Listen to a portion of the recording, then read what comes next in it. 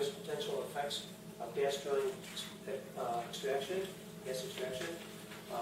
So these are things that the town recognizes could take place if the gas extraction was allowed to occur. Number 6 talks about roads and traffic. Number 7, air pollution. Number 8, noise and lighting. These would all be things that would happen as a result of gas extraction. Number 9 is public health statement. Number 10 is waste disposal. 11 is pipelines, finding the ones that are not approved by the Public Service Commission but are left and not being considered. Number 12 is heavy industry, which we have not had in the town of Caroline, and would be facing if we had a gas drilling taking place. And number 13 is legal precedents, citing some cases that would allow a local law like this to take place. And then finally is the purpose of the law, and it's really important to come away with an appreciation for what the purpose is, and hopefully if there are questions, we'd be glad to answer them about this or any of the other things I've talked about.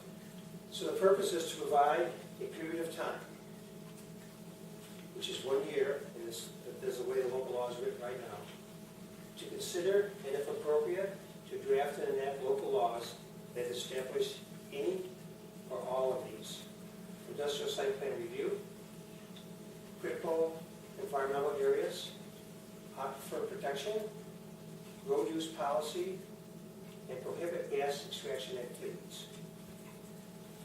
And the purpose is to provide a mechanism for hardship exemption from this law. So these are the purposes of this law. And hopefully, if you find something that you have questions about this purpose, within the things that you've read, this is the time to ask those questions. And between myself and the attorney and other board members, we'll try to do our best to answer it. Maybe the answers will come from within the community. So I think, who's our moderator? Yep. Oh, she is. Oh, you sat right there. I did. I figured while you were up, I'd be down. And And you vice sit right versa, before you. so. I just couldn't find where you went. There you are. All right, moderator one. All right. All right, so I'm going to start off with, let's see, number 1. Keep your hands up for a second. I'll put a stack together. Number 1, number 2, number 3, number 4. Okay. I'm Dave Van Mark. I live in the town of Caroline all my life. I'd like to know whether this will extend your lease with these gas companies so that it will create a hardship later on down the road if you want to sell your property or not. I understand that sometimes that's a problem getting a mortgage. As I understand the question, if the town enacts a moratorium, is it going to affect an extension of the lease, whether it's under the inability to perform or force majeure clause or whatever might be in a particular lease? There's lots of ways those ideas are expressed. I can't say with any certainty that there's an absolute answer to that question that is rock solid. What I can say is that there are a few courts looking at this question right now. There's a mass action case out of Binghamton with 40-something landowners that are battling over the question of how is a force majeure clause to be interpreted and implemented, because there are states de facto and actual moratoriums during this excise process. The analysis under a local moratorium or a state moratorium, I believe, will be the same. And all I can give you is my legal opinion as to how that would work. My opinion is it wouldn't have any rational effect on your lease as long as your lease is not specific to a particular type of drilling. In other words, the position of the gas industry has been and remains that they have been prohibited from being able to pursue the extraction of gas by virtue of the excise being in effect. They have been denied the benefit of their bargain, whether it's a 3, 5, 7-year lease, and haven't been able to get into the primary term and thus create a secondary term and extend their life of their lease during the period of production. The problem, of course, is that actually has not prohibited any There have been many gas mining permits issued by the state of New York, all over the state of New York, for what is called traditional gas mining. Vertical well, sometimes with horizontal features. Generally, the amount of frac water is 80,000 gallons or less. These permits have been issued. There's been a number of wells drilled even into and beyond Marcellus horizons. So the gas company hasn't been necessarily, or hasn't been stopped from gas production. They may have a unilateral expectation that when they sign this lease, they wanted to do long lateral line, high volume hydraulic fracturing.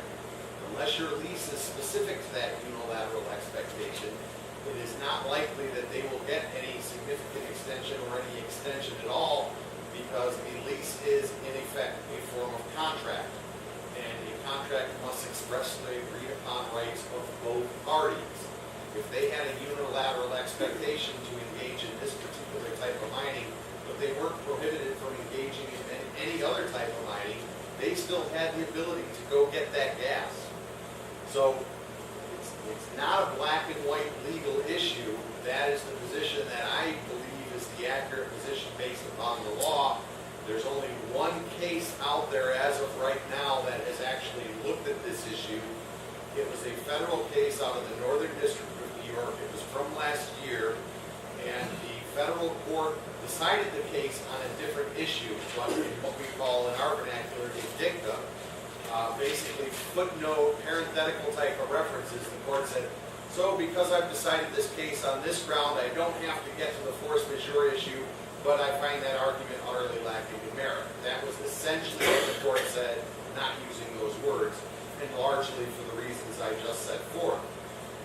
If your lease is specific to Marcellus shale, then that may be an issue for you. I have not seen leases that were specific to Devonian shales or this type of mining process.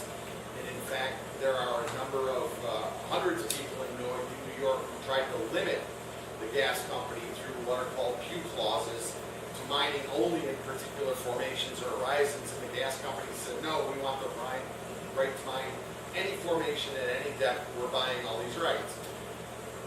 Well, they haven't been stopped. There's been several in the past 4 years, several Trenton Black River wells drilled in Cayuga and Tompkins County. There are several in Cayuga County. I actually have a case right now pending in New York State on this exact issue as well. It's with Chesapeake. It's based out of Tioga County, and this is the exact question. Ironically, Chesapeake did get a permit for a Trenton Black River well on this exact same piece of land. This land was unitized, and they surrendered the permit and decided they didn't want to do it. So their argument that they've been precluded from doing gas mining is sort of belied by the fact that they did in fact get the permit.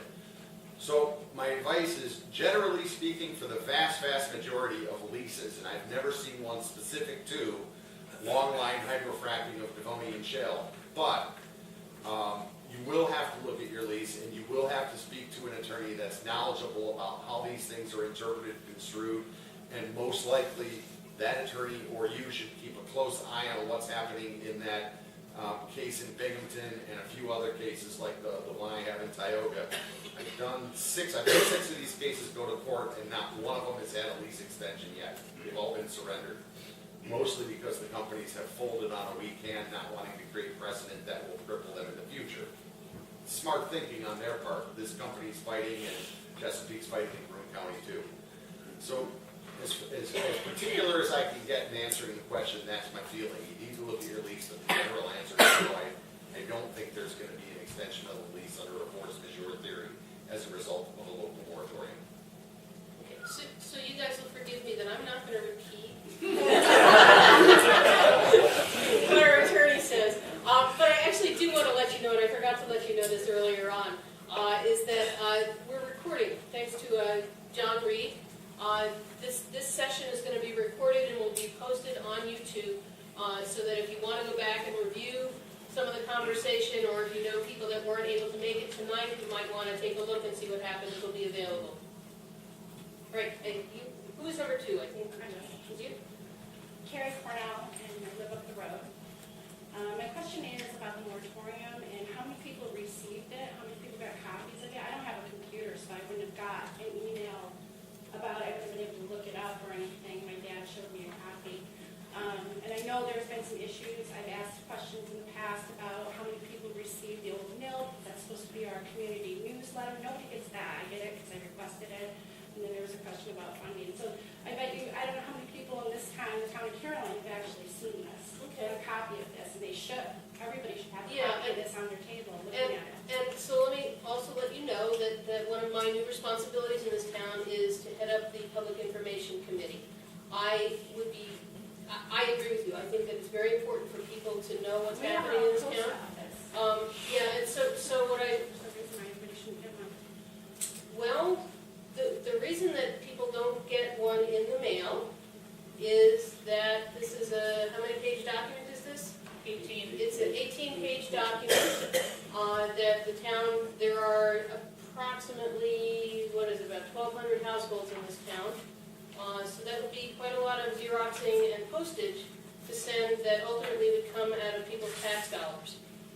It's something I suppose if the town wanted to consider and people wanted to support, we could look into doing something like that.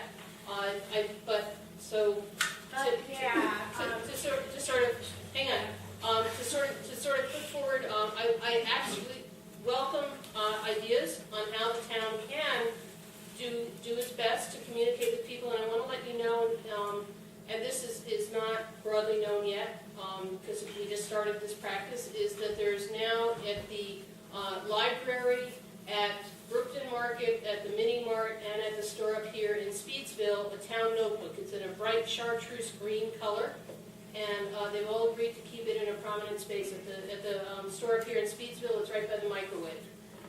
And we'll have people, either myself or some other little elf helpers, who will make sure that current information is in those. And in fact, the moratorium is in there along with one pager on frequently asked questions. But I think that we should make this a side conversation after the meeting. I would welcome thoughts about, and from anybody, not just from you, but from anybody, as to how we can better keep this community informed about what your town board is doing, because I agree, you deserve to know.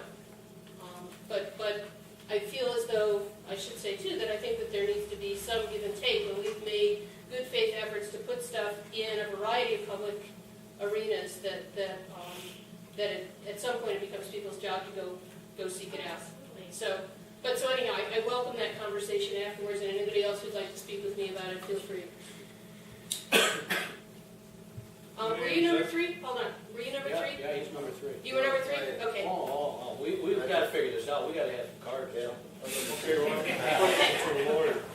Now, I know that Anschutz is taking over the gas leases in this county, and they also got a lawsuit against the town of Dryden. Is that going to have any bearing on what goes on over here? In terms of the moratorium, Yeah. Anschutz does own a large number of the leases in Tompkins County, not all of them, and they've actually partnered up with some other entities relative to some of the They do right in this area.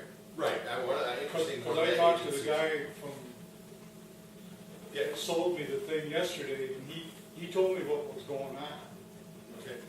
The answer is, well, one, we have to see what the decision is, Yeah. but it's both a yes and a no, and unfortunately, and here's the reason why, and I don't want to give really long answers, but I'll try to be succinct to the extent that is possible, given my profession. If the court, whatever the court decides, both in Middlefield and in Dryden, where there are similar questions, they're different cases, but similar questions. Whatever the court decides, it's going up on appeal. That much is a known certainty, and it's very likely going to ultimately be in the hands of the Court of Appeals. So we won't have what's considered binding judicial precedent until we get the first appellate division decision. So we're a year out at least from knowing what the answer to the question of preemption is. However, the question of preemption will not necessarily destroy a moratorium.